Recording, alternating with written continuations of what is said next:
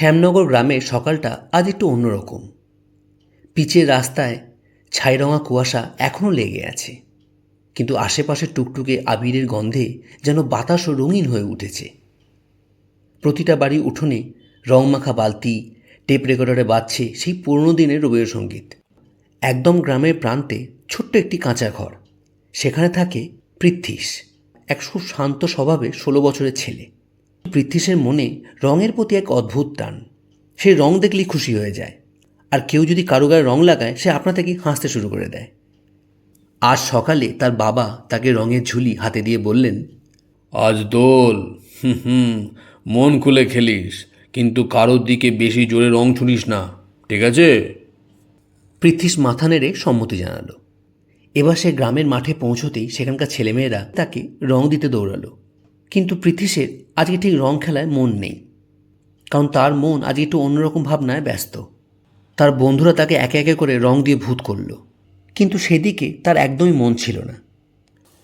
তার অনেক পুরনো বন্ধু ঈশিতা, যে পড়াশোনা করতে বছর 2 আগে শহরে চলে গিয়েছিল, আজ তার গ্রামে ফেরার কথা।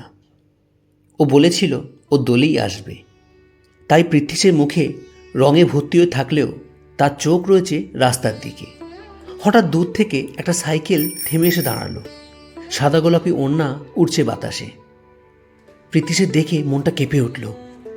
ঈশিতা, ঈশিতা ফিরে এসছে। ঈশিতা এগিয়ে এসে বলল, যাক, চিনতে পারলি তাহলে। পৃথ্বীশ হেসে বলল, চিনেছি তো, তোকে রং দেব। ঈশিতা তার মুখটা বাড়িয়ে দিল। পৃথ্বীশ তার তালুতে গোলাপি আবির নিয়ে তার মুখে ধীরে ধীরে খুব যত্ন করে লাগিয়ে দিল, যেন কোনো ভেঙে যাওয়া খেলনা আবার নতুন করে জোড়া লাগলো। ঈশিতাও তার গালে হলুদ রঙের আবির মাখিয়ে দিল, দিয়ে বলল, এই রংটা তোকে বেশ মানায়, তুই আগের মতনই আছিস। পৃথ্বীশ একটু লাজুকভাবে হাসল। দোলে উন্মাদনা বাড়তেই হঠাৎ বৃষ্টি নামল, ফাগুনের বৃষ্টি। সবাই দৌড় দিল ছাউনির দিকে, কিন্তু পৃথ্বীশ আর ঈশিতা মাঠের মাঝখানেই দাঁড়িয়ে রইল। বৃষ্টি ভেজা গায়ে পৃথ্বীশ তাকে বলল, তুই চলে যাওয়ার পর না এই দোল আর ভালো লাগতো না, জানিস। তখন ঈশিতা তাকে বলল, হ্যাঁ রে, আমারও ভালো লাগতো না, তোকে খুব মিস করতাম। জানিস, আমি এই 2 বছরে দোলও খেলিনি। বৃষ্টির ফোঁটার সাথে সাথে দোলের রং তাদের গা বেয়ে গড়িয়ে পড়তে লাগলো। দুজনের চোখে ঝরে পড়া অন্য রং, অভিমান আর ভালোবাসার এক অদ্ভুত মেলবন্ধন ঘটল। তারপর বৃষ্টি থামার পর ঈশিতা বলল, আমাকে কালই ফিরতে হবে, কিন্তু এবার কথা দিলাম প্রত্যেক বছর দোল খেলতে আসবো, তোকে নতুন করে রং মাখাবো। পৃথ্বীর একটু ম্রিয়মাণভাবে মাথা নেড়ে বলল, তোর জন্য আমি প্রত্যেক বছর এই গোলাপি রংটা রেখে দেব, আসিস কিন্তু।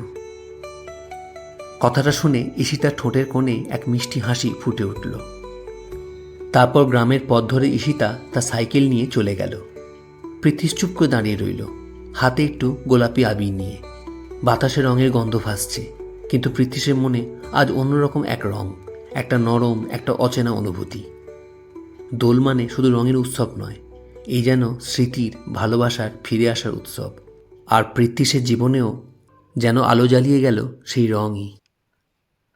রাঙিয়ে দিয়ে যাও যাও যাও গো এবার যাবার আগে, রাঙিয়ে দিয়ে যাও যাও যাও গো এবার যাবার আগে।